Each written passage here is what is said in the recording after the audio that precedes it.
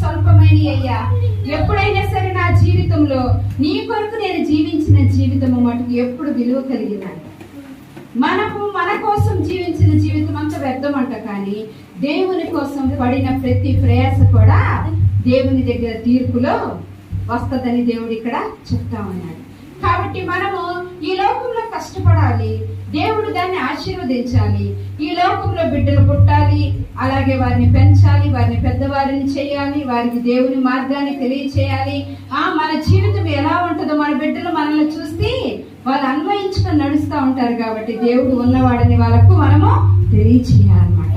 కాబట్టి ఇక్కడ చూస్తే ఆ దేవుడు మనతో ఏమని మాట్లాడుతున్నాడు ఇక్కడ ప్రసంగిలో దేవుడు మాట్లాడుతూ ఏమని, మనము సంపాదించినదంతా విడిచిపెట్టి వెళ్ళాలి.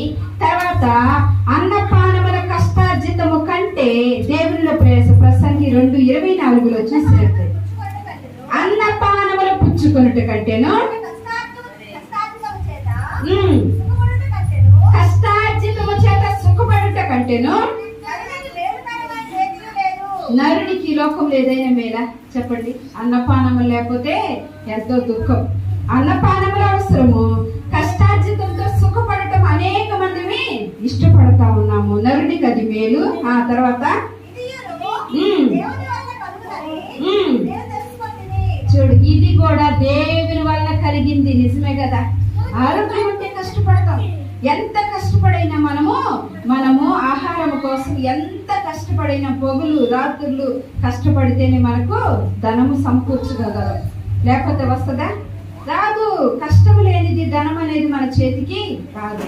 కానీ ఏమంటున్నాడు, ఇవన్నీ కూడా నీకు ధనము కావాలన్నా నా దగ్గర ఉన్నది, సకల సమృద్ధి కావాలన్నా నా దగ్గర ఉన్నది, ఆశీర్వాదము కావాలన్నా నా దగ్గర ఉన్నది, ఆరోగ్యము కావాలన్నా నా దగ్గర ఉన్నది. కాబట్టి నీవు నన్ను అడిగినట్లయితే నేను నీకు దయచేస్తానని దేవుడు ఇక్కడ చెప్తా ఉన్నాడు అనమాట.